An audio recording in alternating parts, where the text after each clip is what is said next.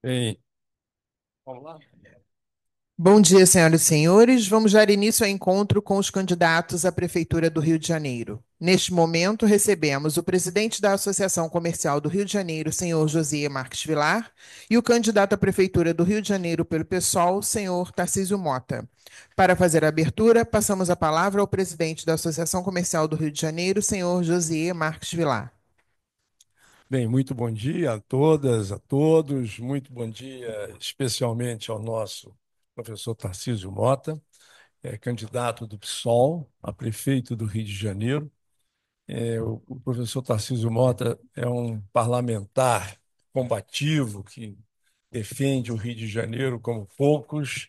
Eu acompanho a sua trajetória política, é um prazer e uma honra recebê-lo aqui na Associação Comercial. Nós estamos com a sua presença hoje, concluindo o encontro com todos os candidatos que foram convidados e aceitaram estar aqui conosco. Foram dias muito ricos de aprendizado. Eu estava comentando há pouco com o professor Tarcísio Mota, com o deputado Tarcísio Mota, eu não sei como é que o Tarcísio Mota prefere ser chamado. Professor Tarcísio, está ótimo. Só de Tarcísio, está tranquilo. E o nosso professor Tarcísio, nós estávamos conversando isso, que a associação comercial, ela é uma associação empresarial, a mais antiga associação empresarial do Brasil. Ela foi fundada em 1809, Paulo Pinheiro, 1809. Nós estamos, portanto, com 215 anos de existência. E essa associação, ela tem um legado muito importante, porque ela foi presidida por Irineu Evangelista de Souza, foi o seu terceiro presidente, o nosso Barão de Mauá. E o nosso Barão de Mauá, que foi o grande empresário do século XIX, e eu diria que foi o maior empresário que o Brasil já teve, sem dúvida nenhuma. Eu tenho cada vez mais estudado. Aliás, eu recomendo a vocês que, quando saírem, lá embaixo, no nosso hall, está o avatar do Barão de Mauá, que nós inauguramos agora. Conversem com ele em tempo real. Ele está respondendo através da inteligência generativa e da inteligência artificial as questões relacionadas ao país, a questão, enfim, o momento político que a gente vive e as perspectivas econômicas para o país. É, e nossa conversa aqui hoje, professor Tarcísio, ela refletirá o conjunto de ideias que os 25 conselhos empresariais que nós temos na Associação Comercial formularam.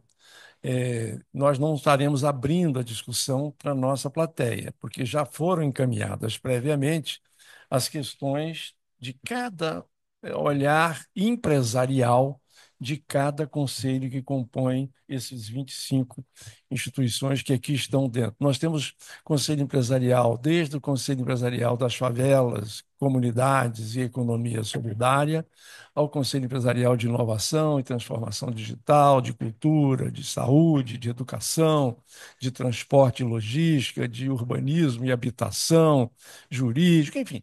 Temos conselho para dar e vender. Esse sistema financeiro tem de tudo. O que quiser discutir na associação comercial tem.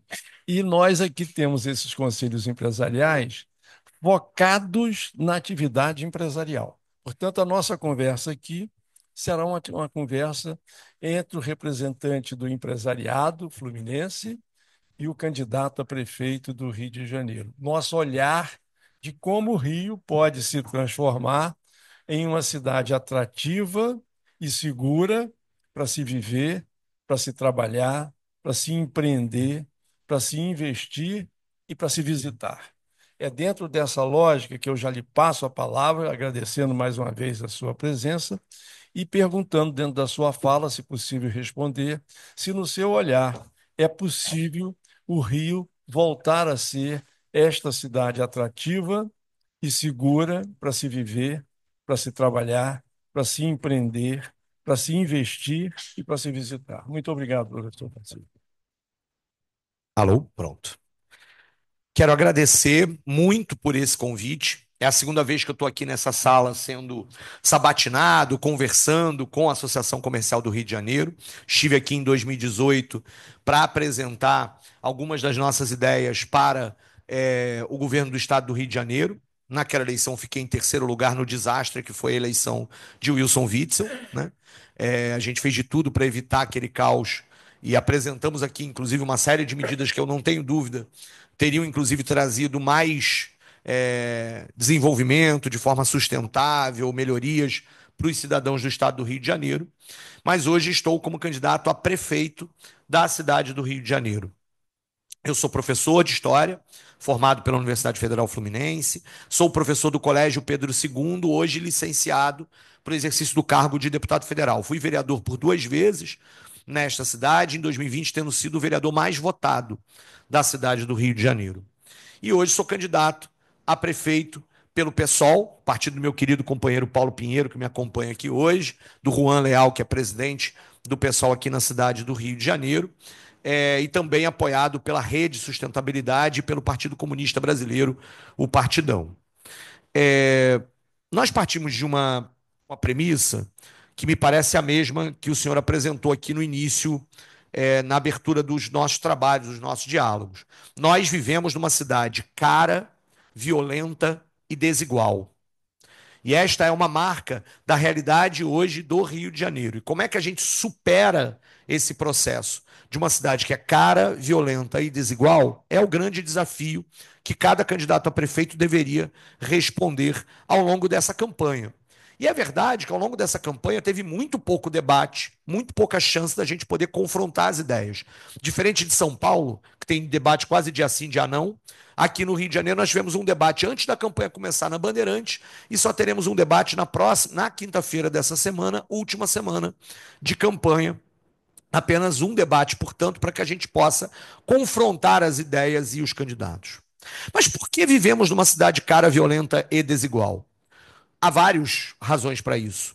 Mas uma dessas razões, uma das razões para que esta cidade esteja nesta situação, é de que nós estamos há muito tempo sobre o mesmo marco de poder, de um mesmo grupo coletivo que se sucede, que se modifica, que tem nuances, mas ao fim e ao cabo é o mesmo marco de poder que não conseguiu criar uma forma de um projeto para esta cidade que seja diferente disso que nós vivemos hoje.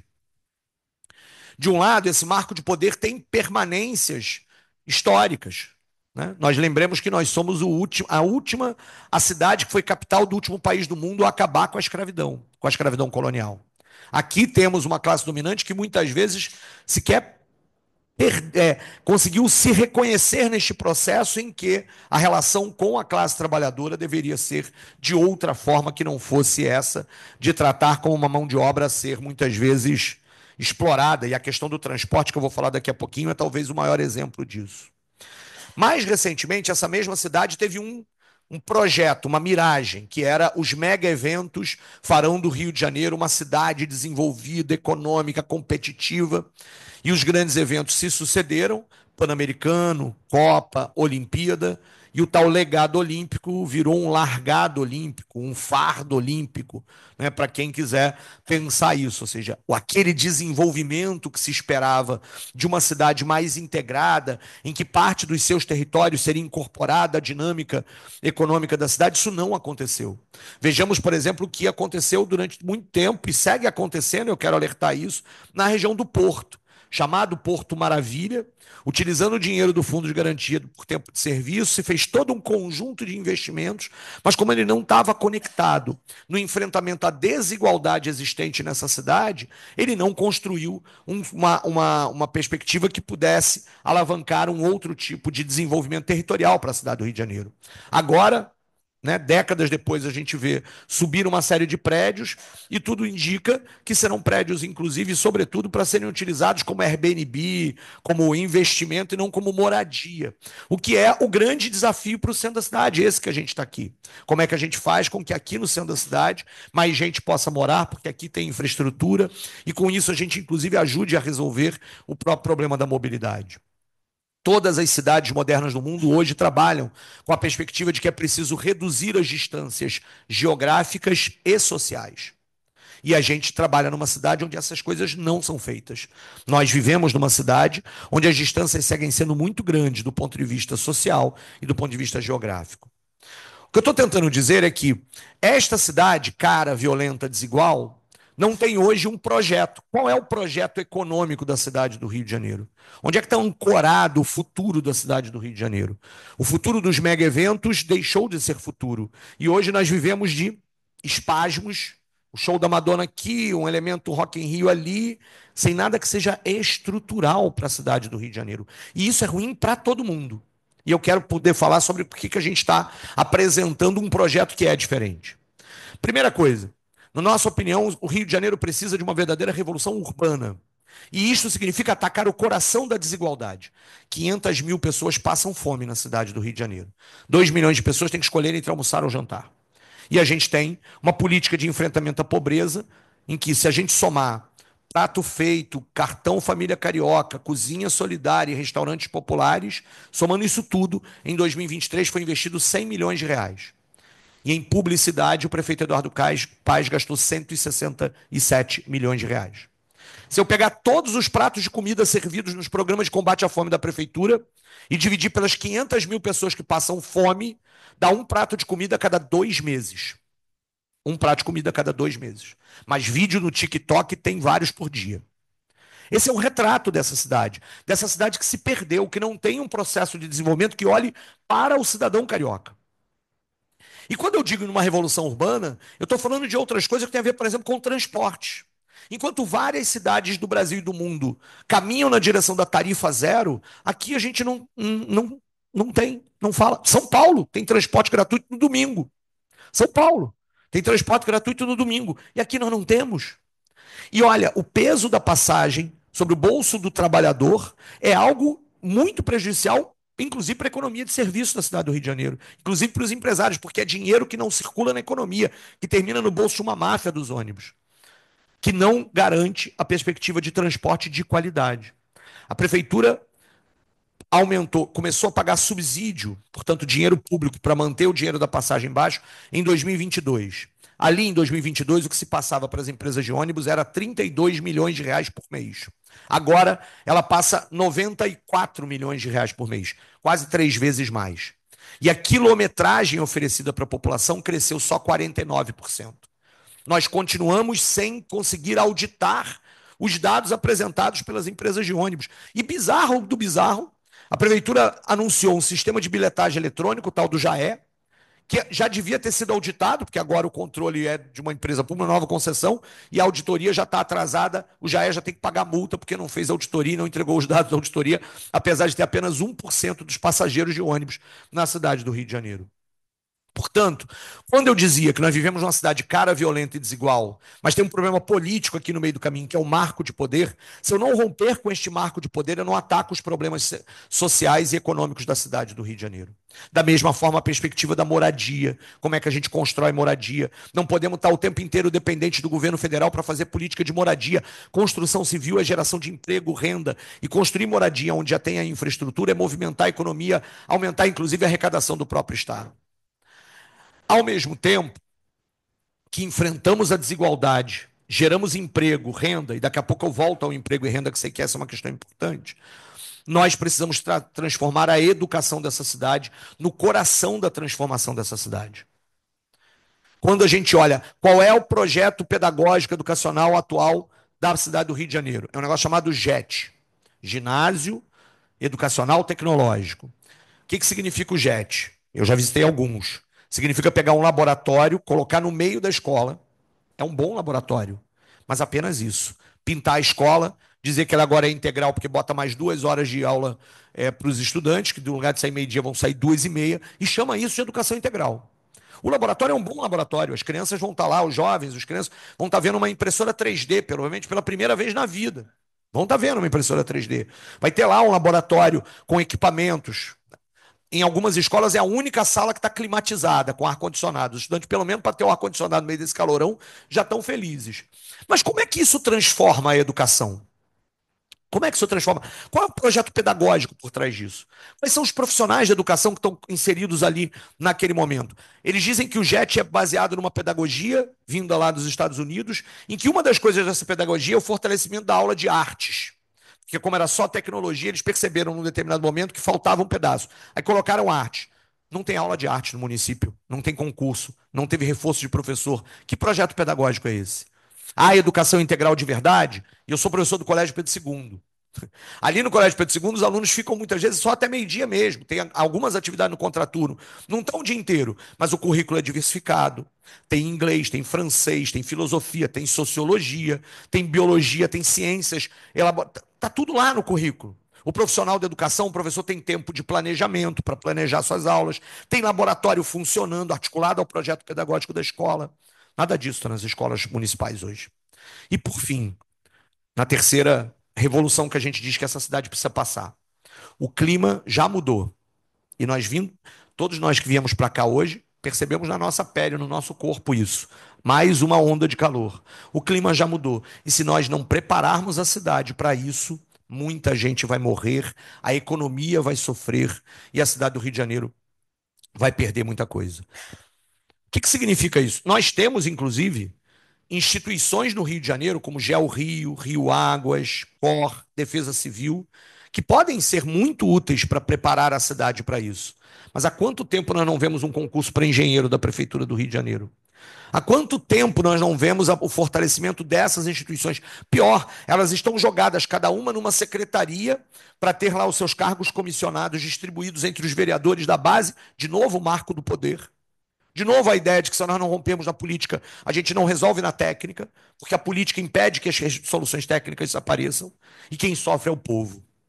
Nós precisaremos preparar essa cidade, adaptar a cidade, e precisamos fazer com que a cidade do Rio de Janeiro participe do processo de transição ecológica e de transição energética. É um absurdo que a gente tenha comprado 2.000 ônibus a diesel, mais uma vez, a biodiesel, mas ainda a diesel, no lugar da gente estar apostando na eletrificação da nossa frota de ônibus. Belo Horizonte planeja que em 2030, daqui a 6 anos, 40% da frota de ônibus vai ser elétrica. Belo Horizonte. E o Rio de Janeiro continua atrasado nesse processo. A cidade é vendida como moderna nas propagandas do prefeito, mas a prática não é isso. Por fim, queria falar de economia, geração de emprego e renda. Né? Estava conversando, né, sobre a questão da reforma tributária, sobre de que o debate, inclusive, da geração de emprego, renda, da circulação da economia, em algum momento vai superar a questão das isenções e de tributação, porque a reforma tributária tem que pelo menos apontar para isso.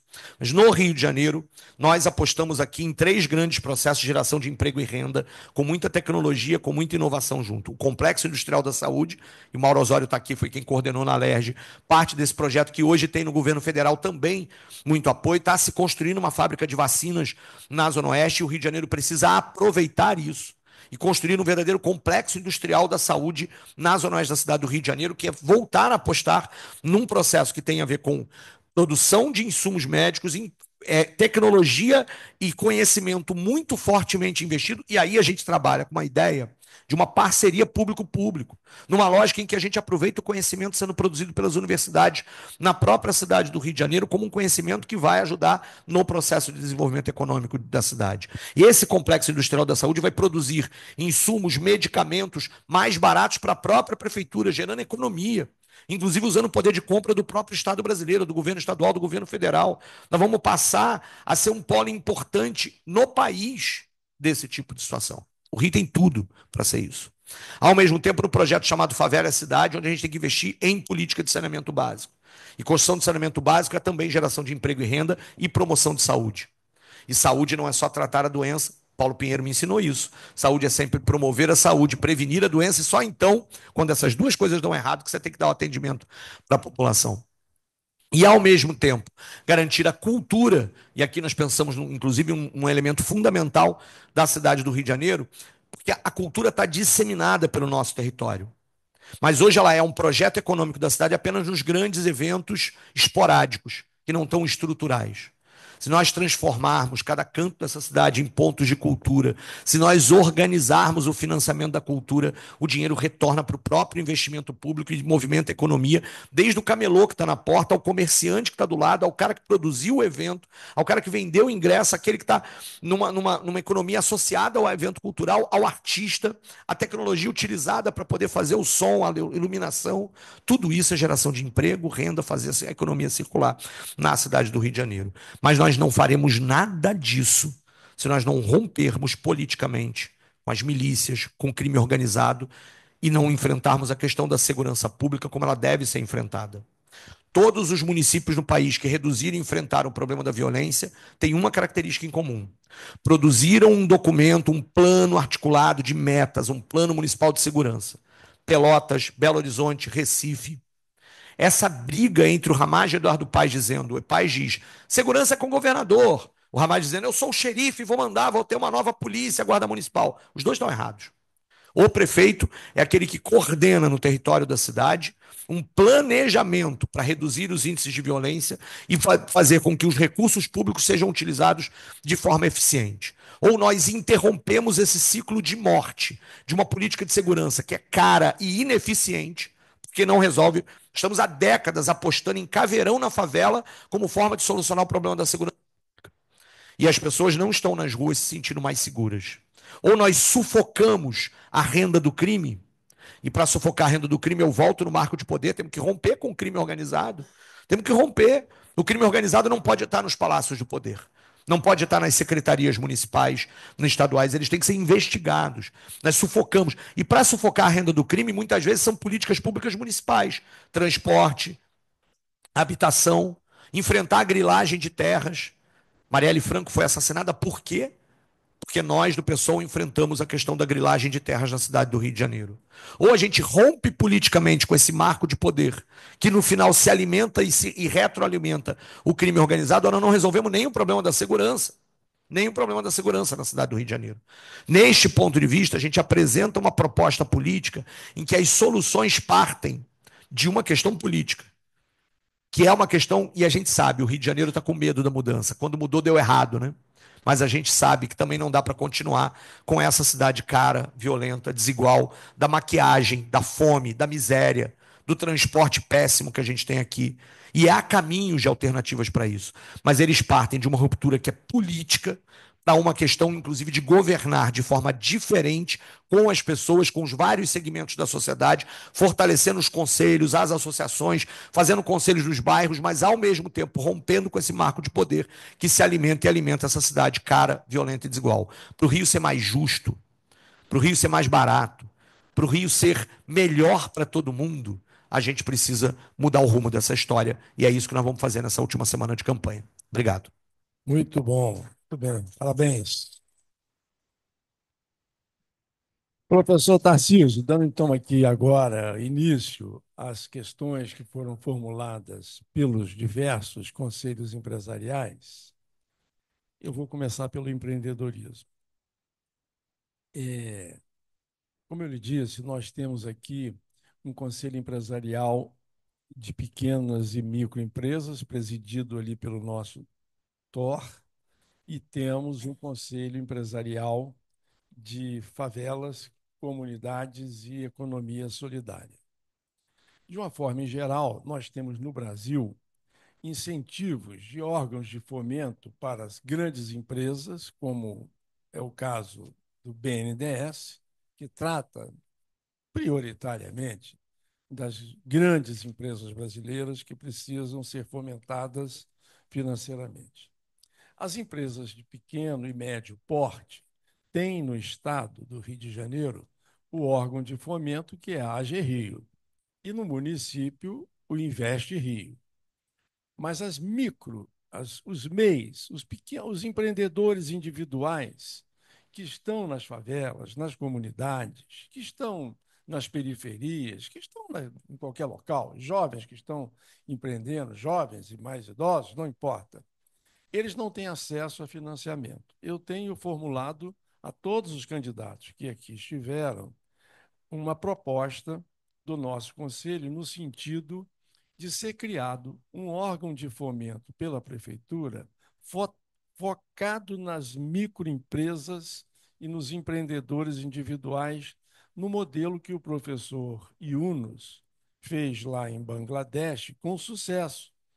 Às vezes esses meninos, eu estou surpreso com, eu tenho repetido aqui, me surpreendeu muito bem as visitas que eu tenho feito a algumas organizações de favelas, algumas startups de favelas, e que estão assim de coletivos às vezes de favelas na área empresarial e o volume de negócios que existe lá e o volume de gente querendo empreender, melhorar a sua capacidade produtiva. E o Sebrae ajuda muito na questão da qualificação, melhorar a gestão, a logística de produção, a logística de distribuição. Mas às vezes os caras precisam assim de um dinheirinho, 5 mil, 10 mil reais, para o negócio dele dar uma alavancada e ele melhorar de vida. Eu tenho pedido a todos, perguntado a todos, se compromete, caso eleito, e eu faço a pergunta ao nosso professor Tarcísio, de avaliar e, se possível, implantar na prefeitura um órgão de fomento para atender às demandas desses empreendedores micro, das startups, das favelas e periferias, especialmente. Com toda certeza. Isso faz todo sentido para o programa que a gente tem apresentado. A gente costuma dizer que tem muita gente boa fazendo muita coisa boa por aí. E que o poder público precisa incentivar, fomentar que isso continue a acontecer e conectar essas pessoas. Dar condições para que elas continuem a fazer o que já fazem. E aí, é claro que nenhum processo de desenvolvimento econômico de forma sustentável para uma cidade do tamanho do Rio de Janeiro pode ter como única base o pequeno empreendedor, como única base de sustentação, de geração de emprego, de economia. Mas é óbvio que esse tipo de situação é sustentável, é democrático e enfrenta a desigualdade no território, no lugar onde ela própria pode fazer. Estruturas de economia solidária são decisivas para a gente enfrentar a desigualdade, gerando emprego e renda com qualidade. Eu me lembro, inclusive, que antes da Invest Rio, no governo Crivella, eles chegaram a criar uma outra agência. Como é que era o nome? Eu esqueci o nome, agora estou tentando lembrar. Mas a gente não lembra nem o nome, porque o negócio a promessa era exatamente que seria uma agência para isso. E eu votei favorável lá na Câmara. A gente votou favorável. E depois a gente passou 4 anos sem ouvir falar. Tá bom, teve a pandemia no caminho. Mas a pandemia não é uma desculpa. Porque depois terminou, agora tem a Invest Rio e aquela agência criada pelo governo Crivella nunca funcionou. A grande questão, mais uma vez, o fomento. E olha, e tem dinheiro. Fomenta Rio, o nome da empresa. Era Fomenta Rio, era exatamente, Fomenta. Era. Eu tô aqui na dúvida até agora. Eu falei que, rapaz, eu não consigo lembrar nem o nome da agência. Tamanha coisa de que ela não funcionou. Pra ter uma ideia, olha só. O orçamento da Prefeitura do Rio de Janeiro arrecadado, tá? Que a Prefeitura arrecadou em 2017, 26 bilhões e meio. Em 2030, em 2030, em 2020, 3 anos depois, 30 bilhões. E em 2023, 43,2 bilhões. Em 3 anos, nós tivemos um crescimento de 13 bilhões de reais na arrecadação da prefeitura. Para onde está indo esse dinheiro? Esse dinheiro, ele está indo para a questão do transporte, o tipo de investimento que está sendo feito, e a gente pode daqui a pouco debater os limites do sistema BRT e como está sendo feito para refazer a obra toda do BRT, está indo para esse subsídio, está indo para propaganda, e não está indo para coisas estruturais como essas, com a perspectiva de uma geração de fomento para pequeno empreendedor, para micro e pequeno empreendedor na cidade do Rio de Janeiro. Então, claro, eu me comprometo com a criação dessa agência, com a regulação desse processo, com a questão de verba no orçamento para isso, porque aí nós vemos um outro problema. O Eduardo, se o Crivella era o caos administrativo, o Eduardo Paes odeia planejar. Ele odeia planejamento. Ele não planeja. O orçamento é aprovado e depois ele é executado de uma forma completamente diferente. O que interessa é o percentual que ele pode remanejar para lá e para cá. Por que ele odeia planejamento? Porque o planejamento é um limite para o poder discricionário do prefeito. Porque o prefeito tem que se adequar àquilo que foi planejado e aplicar e prestar contas daquilo. Mas não, ele pode tirar da cartola a hora que ele quiser, o tal do mega parque na região portuária, sem isso não ter passado pelo plano diretor da cidade do Rio de Janeiro. Ele pode entregar 400 emendas no plano diretor da cidade do Rio de Janeiro. Em dezembro, quando a gente passou o ano inteiro, eu ainda era vereador, debatendo em cada canto dessa cidade um plano diretor, e aí chega no final do ano ele mete 400 emendas, nenhuma delas, nenhumazinha, Tésio, saída das audiências públicas que a gente tinha feito. Porque o Eduardo odeia planejar. Porque planejamento é um pressuposto da democracia. E o planejamento participativo ele é um pressuposto da democracia. E aqui, também para isso, É preciso planejar, garantir verbas e cumprir aquilo que está no orçamento e, ao mesmo tempo, conseguir fazer com que o que se produz de serviço, emprego, renda na cidade possa ter mobilização e possa garantir que aconteça. Compromisso assumido. Perfeito. Obrigado. Então, vamos à pergunta agora do nosso Conselho Empresarial de Educação e relacionado à educação e a trabalho. É, o IDEB mostrou uma melhora nos nossos índices, mas está muito distante ainda do desejável, do que nós queremos que a cidade tenha. Qual é o seu olhar sobre como fazer com que o Rio de Janeiro possa, de fato, ser uma referência nacional em gestão educacional do ensino fundamental? Olha, eu sei que a gente gosta muito de índice, que parece aquela coisa que o número conta a verdade, né? Mas a gente sabe que não é sempre assim. O IDEB melhorou? Melhorou. Mas onde ele melhorou? O IDEB é composto por três coisas importantes, tá? Uma delas é o resultado de uma prova padronizada, aplicada no Brasil inteiro, que mede, portanto, de forma um tanto quanto comparativa, a evolução a partir daquela prova, de português, matemática e ciências. A outra é o índice de reprovação, e a outra que está associada ao índice de reprovação, que é o que chama de distorção idade-série, daquela criança que está numa série inadequada para a sua idade. Onde é que o município do Rio melhorou? Na prova? Não. Foi no processo de retenção e distorção idade-série. O que eu estou tentando chamar a atenção é de que é bom que a gente tenha menos reprovação na cidade. É bom. Mas isso não pode ser um sistema de pressão do município para que se aprove o aluno a todo custo só para melhorar o índice. O índice tem que refletir uma melhoria na qualidade da educação, e não o contrário. Você manipular a educação para melhorar o índice. O objetivo é a qualidade, não o índice. Esse negócio de índice deu errado nos Estados Unidos. Tem um livro de uma lá no Ministério, numa secretária nacional de educação do governo Bill Clinton, Diane Ravitch, que mostra exatamente como a adoção de rankings padronizados, com provas padronizadas, etc., sempre leva a que o gestor olhe para o índice e diga assim: o que eu faço para melhorar o índice? E não olhe para a educação para dizer eu melhoro a educação e aí o índice melhora. Isso é um problema para nós. Significa que é para jogar o IDEB fora? Não, mas significa que a gente tem que relativizar o que está sendo colocado ali. E esse é o relatório, esse é o resultado dessa última IDEB. Não teremos educação de qualidade se nós não tivermos educação integral. E aí, o problema é que a gente passou anos confundindo educação integral com educação em horário integral. O que era o CIEP? Todo mundo lembra, né? Darcy, né? Brizola. O CIEP era horário integral, mas no CIEP tinha currículo, tinha artes, tinha lazer, tinha cultura, tinha esporte, tinha a lógica de uma educação que é diversificada. Fazer a criança ficar mais tempo numa escola ruim é fazer a criança sofrer por mais tempo. E não é isso que a gente precisa. O que a gente precisa é melhorar a qualidade da educação. A gente tem dito que o que precisa para a educação do Rio de Janeiro dar certo não é nada mirabolante, ser pensada lá para uma coisa, botar um laboratório maravilhoso. Nenhuma criança sem escola, nenhuma escola sem estrutura, nenhum profissional de educação sem direitos. Na hora que o profissional da educação se orgulhar de ser professor da rede pública, na hora que o estudante se orgulhar de estar lá, na hora que a comunidade se orgulhar da escola que está lá, a coisa funciona. Tem um relato de uma mãe na Maré, de uma escola que melhorou o IDEB, e ela diz isso.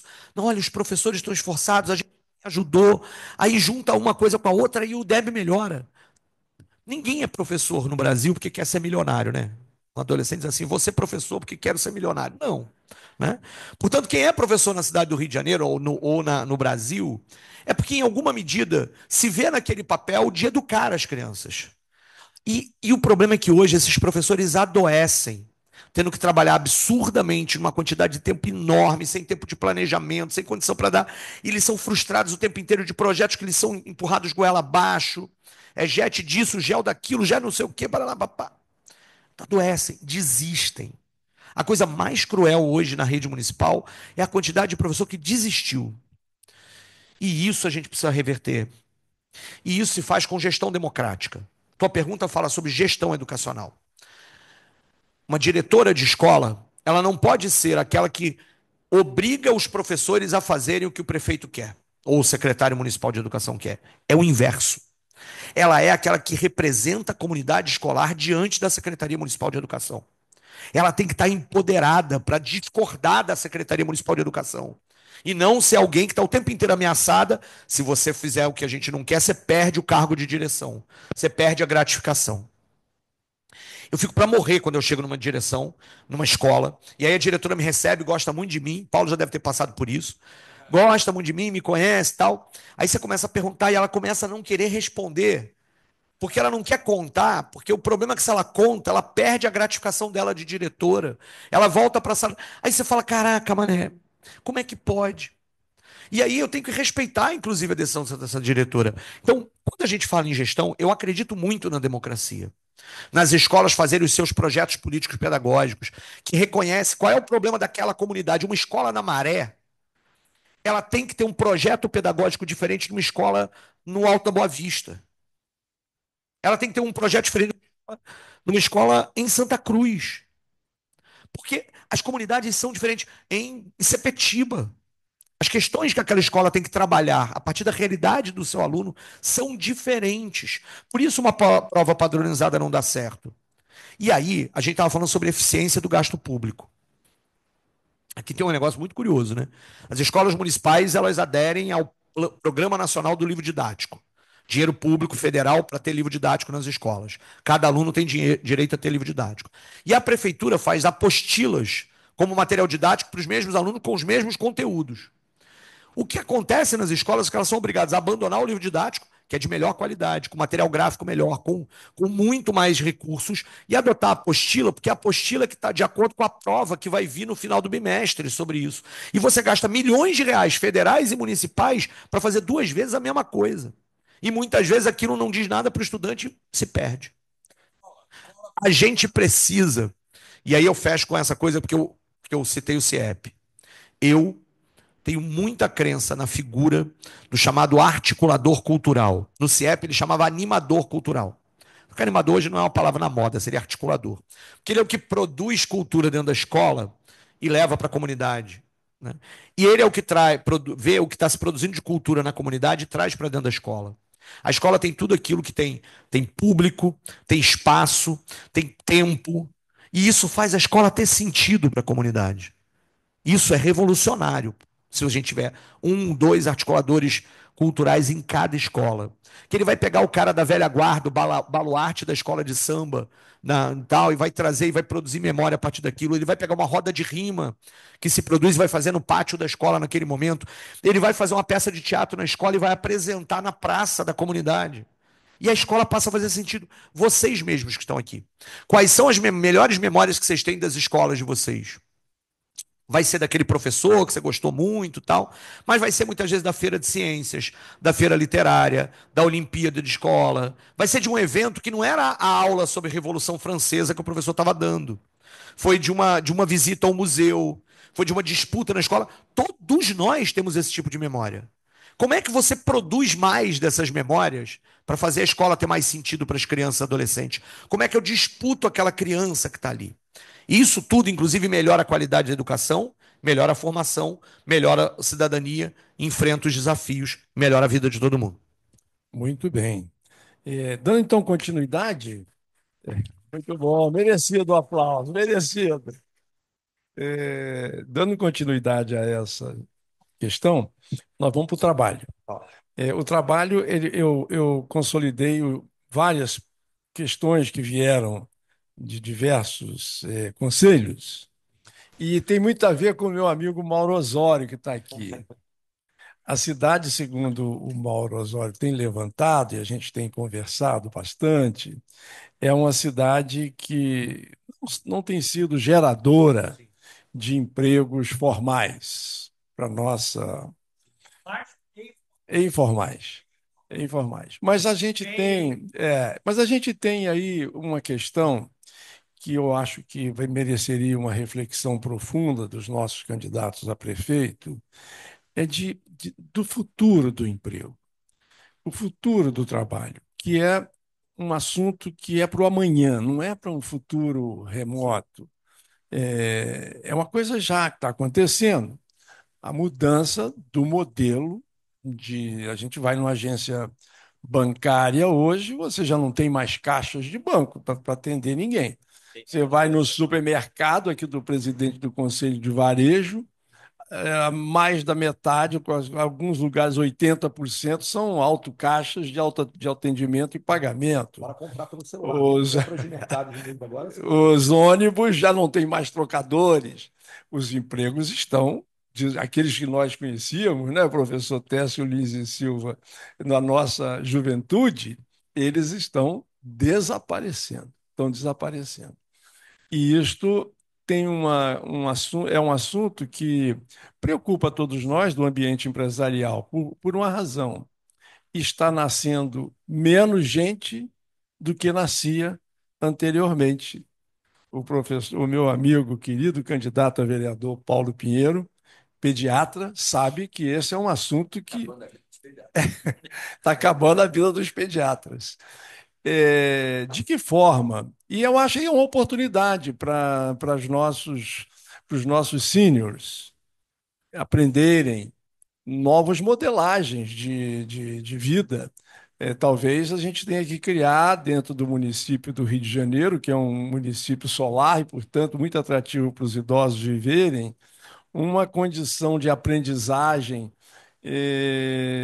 de programação básica, para que eles possam entender um pouco melhor a inteligência artificial que está aí substituindo e a robótica que está substituindo os empregos formais e que possam ser aproveitados. De que forma o Rio de Janeiro, além do enfrentamento do ensino fundamental, básico, que o senhor já referiu aqui de forma brilhante, de que forma nós devemos trabalhar esta questão do futuro do emprego no Rio de Janeiro, porque eu até esses dias, sabe, professor Tarcísio, eu estava conversando, discutindo de uma forma, como sempre, amigável com meu querido amigo Mauro Osório, que eu acho que carteira do trabalho, aquela CLT, aquela carteirinha azul que eu tenho até hoje guardada como uma relíquia, Sérgio Marçal. o Pablo Marçal serviu. É, é, eu acho que aquela carteirinha vai ser igual a talão de cheque. Ninguém vai ter mais, tá entendendo? Esses garotos jovens que eu vejo aqui, nos meus conselhos, eles querem empreender, eles querem. Eu não sei como vai ser a modelagem, eu não sei, não terei resposta para isso. Mas a gente precisa pensar. O prefeito do Rio tem essa liderança grande, e o senhor, como um grande pensador da cidade, pode nos ajudar a olhar com maior objetividade como a associação comercial pode estar inserida nesse mundo futuro do trabalho, ajudando as pessoas, jovens e velhos, a se adequarem a uma nova realidade. Como é que o senhor vê a cidade nesse aspecto? Olha, sem sombra de dúvida, as mudanças no mundo do trabalho, elas são colossais e elas não estão nem no começo, ou seja, elas continuarão muito rápida e aceleradamente nas próximas décadas. São mudanças, inclusive com muita dificuldade de previsibilidade sobre onde nos levará esse processo, a chamada uberização do trabalho, né? A lógica do trabalhador por aplicativos ou por plataformas digitais, que é parte dessa situação. Ou seja, o nosso grande problema é que a gente não defende a carteira de trabalho pela carteira de trabalho. A gente diz como é que esse trabalhador não tem amparo na hora da doença, na hora da aposentadoria, como é que ele não tem amparo sobre qual é o salário que ele vai receber como mínimo vital de sobrevivência e existência para que ele possa se sustentar. Nós trabalhamos ainda na perspectiva de defender alguma lógica de emprego formal, porque o emprego formal garante outros direitos que na informalidade esse trabalhador não tem. Portanto, nosso impacto, nossa grande questão hoje é como é que você garante direitos à população, ao trabalhador, se hoje a lógica da plataformização da mão de obra dificulta a formalização que nós temos hoje na CLT. Nós da esquerda trabalhamos com a perspectiva de como é que a gente faz para garantir o direito. Esse é o centro. Porque não dá para a gente viver, por exemplo, eu fui autor de um projeto de lei na Câmara dos Vereadores para obrigar que a Uber e a iFood e outras empresas, tanto de entrega de comida quanto de transporte por aplicativo, tivessem pontos de apoio na cidade para os trabalhadores, né, os motoqueiros, os motoboys, os motoristas, pudessem fazer xixi, fazer as suas necessidades, que é algo que os trabalhadores lutavam lá no período da Revolução Industrial, que é algo que certamente vocês mantêm aqui, banheiro acessível, disponível para os trabalhadores que trabalham aqui na associação comercial. Mas hoje um entregador de iFood ele tem que ficar implorando, pedindo favor no restaurante para usar o banheiro do restaurante. Porque ele não tem onde carregar o celular se ele não tiver. Ele não tem onde comer. Isso está errado, está muito errado, está errado em muitos níveis. A gente precisa garantir sobre quais são as condições de trabalho, de vida e existência desses trabalhadores por plataforma. E, ao mesmo tempo, debater a questão de que, à medida em que esse tipo de trabalho por plataforma muda a lógica da produtividade, quais são as cargas horárias desses trabalhadores e como é que você garante que a luta desesperada por um tipo de emprego não seja a luta pela precarização da própria vida. A gente tem parte dos trabalhadores estarão sendo absorvidos exatamente pelos polos de tecnologia e inovação, que fazem esses aplicativos, que fazem essa coisa, que funcionam, que operam, que controlam, que fazem a manutenção disso. Portanto, o investimento em inovação, tecnologia e na parceria com universidades, para que a gente produza conhecimento e saberes necessários para que o supermercado continue a ter, né, lá o caixa, o autoatendimento e ter gente tecnicamente formada para poder operar aquela. É o tipo de coisa que a prefeitura tem que estimular e fomentar. E, ao mesmo tempo, ao fomentar. Porque o grande problema nosso é que os trabalhadores querem empreender, mas os trabalhadores querem abrir mão de direitos. Se pergunta para um trabalhador, ele quer empreender, porque ele acha que a carteira. Ele foi vencido por uma ideologia que não conta, que só conta para ele até a metade. Ah, porque com a carteira de trabalho você não tem emprego porque tem muito imposto, muita taxa, etc. e tal. Mas você pergunta para ele, mas na hora da aposentadoria, você não quer receber uma aposentadoria, você não acha que depois de ter trabalhado a vida inteira, você deveria ter. E isso é algo que a gente discute no mundo capitalista, né? E seriamente depois da crise de 29, e agora a gente não vai retomar esse debate. Qual é o pacto de fato de vida do trabalhador que a gente precisa fazer aqui? A prefeitura vai ter que estimular saberes e debates sobre isso, estimular que na cidade do Rio de Janeiro as garantias de direitos dos trabalhadores sejam as mais efetivas possíveis. Não é a possibilidade de ficar dizendo, se vire, dizer que o camelô é empreendedor e depois bota a guarda municipal para dar porrada nele, de que isso vai resolver alguma coisa. E aí, o debate no Rio de Janeiro, inclusive, dá alguns passos atrás. A gente precisa começar dizendo que ninguém é criminoso porque trabalha. A gente tem que organizar a cidade com quem trabalha nela, com quem busca, e saber que, inclusive, o cidadão carioca sempre conviveu, por exemplo, com camelô, com tal. Mas, nessa altura do campeonato, de um lado, estimular a tecnologia, estimular a formação, estimular as parcerias com as universidades, com os institutos federais, e, de outro lado, agir na organização do espaço urbano e na organização do ambiente da cidade para que o trabalhador tenha direitos e garantia desses direitos para que a gente quer que as pessoas vivam e vivam bem. Caetano já dizia, gente é para brilhar, não para morrer de fome, né? Perfeito, totalmente de acordo. Totalmente de acordo. Eu acho que. Já no seu tempo? Estamos chegando perto do meu teto, mas vamos lá. 10 minutos Tá mais. ótimo. Pode ser? Nós terminaremos às 12h10, como temos feito com todos os outros demais candidatos. Então, eu tenho mais duas últimas perguntas, já encaminhando então para o final. A primeira delas é relacionada a concessões públicas. Veio do nosso Conselho de Urbanismo e Habitação. O Jardim de Alá é uma referência que eu vou citar como modelo para a gente discutir um pouquinho, ouvir a sua opinião. Eu sou morador de Ipanema. Meus filhos moram em Ipanema há 30 anos. Meus filhos, quando eram meninos, pequenos, eu nunca tive a oportunidade de levá-los no Jardim de Alá, porque aquilo era um lixo, horroroso, sujo, contaminado, cheio de. Enfim, um lugar absolutamente insalubre para você levar a criança para brincar ali. Continua sendo. Mas o prefeito abriu um processo de concessão, e não estou entrando no detalhe do projeto em si, que isso aí não é o caso. Me parece adequado, como morador de Ipanema, me parece adequado que seja, já que não resolve pela prefeitura, que seja concedido para a iniciativa privada fazer a gestão. É a intenção do prefeito, pelo que eu tenho lido, caso ele seja reeleito, ele permanecer com esse processo de concessão pública para outras áreas de uso comum no município, para serem privatizadas ou Sim. concessão privada, né? É sua intenção manter esta política ou modificá-la? Não vamos privatizar nenhum parque. Quero dizer claramente, começar respondendo diretamente. E quero explicar.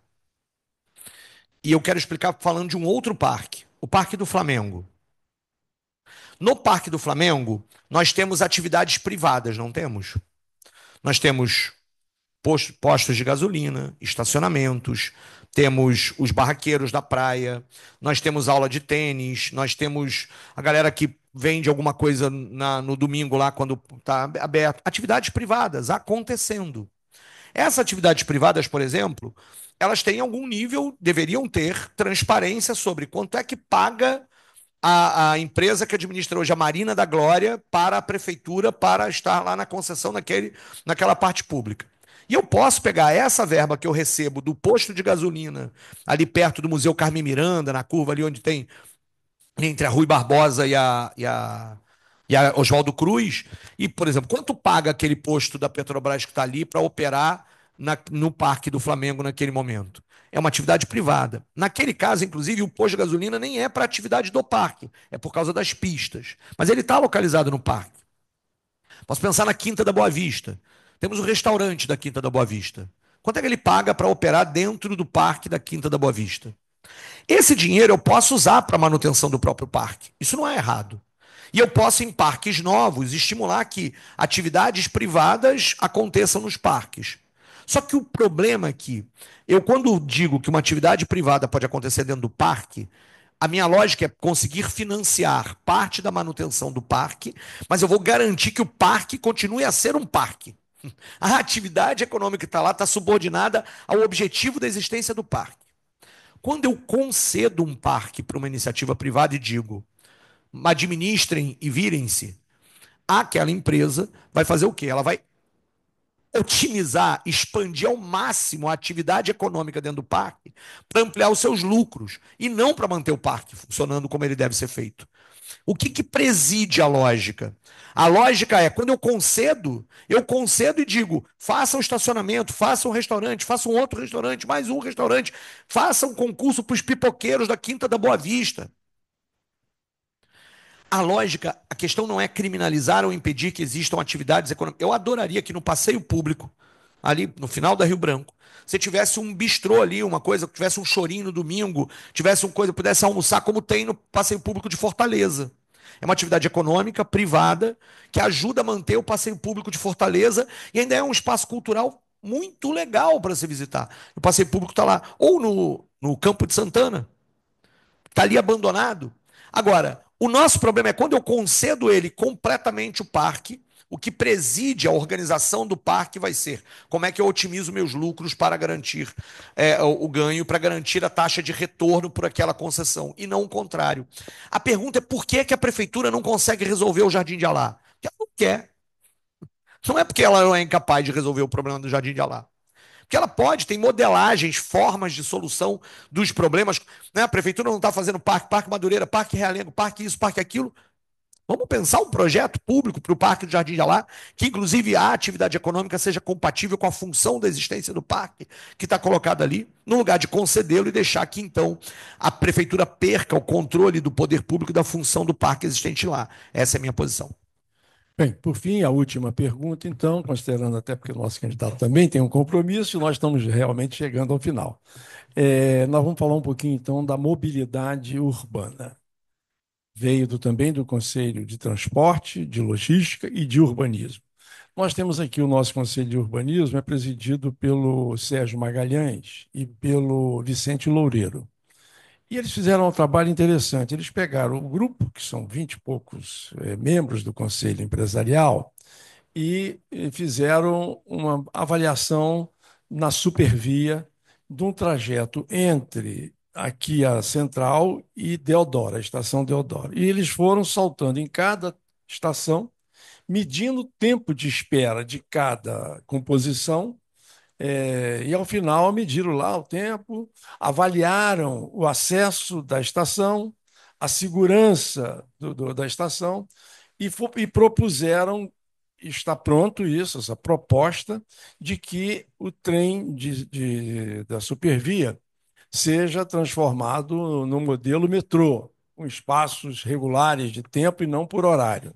É óbvio que não é da sua competência, prefeito da cidade, a Supervia. A Supervia está subordinada ao Estado. Mas como o senhor mesmo me disse há pouco lá na minha sala, que quando o cara vai a um OS, no hospital, ele não quer saber se aquilo é estadual, municipal ou federal, ele quer ser atendido e resolvido o seu problema.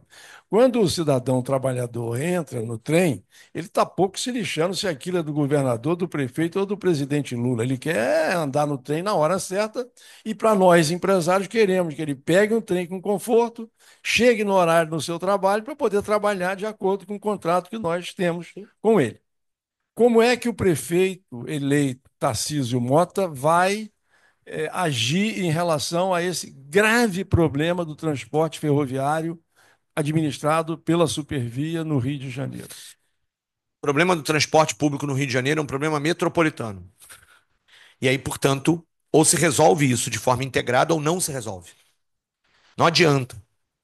E aí, a gente precisa mudar os marcos sobre os quais o debate sobre transporte acontece no Rio de Janeiro. É inadmissível que você não tenha integração entre os tipos de transporte e o transporte público, a van alimenta o ônibus, que alimenta o trem, ou alimenta o metrô, e o VLT no meio do caminho, o BRT no meio do caminho. Mas ou você planeja isso, planeja, de novo. O problema é a gente ter um prefeito que não gosta de planejar nada. Nada. Né? E articula ou não vai resolver.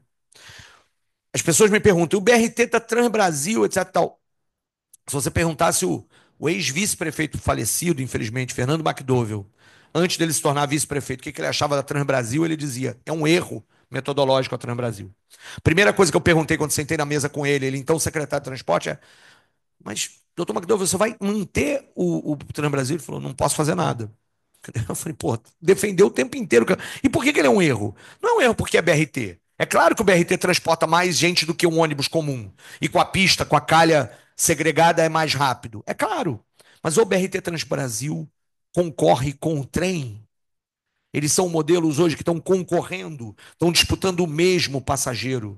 E como hoje o BRT significa um alívio de tempo e de conforto para o passageiro, o BRT está tirando o passageiro do trem.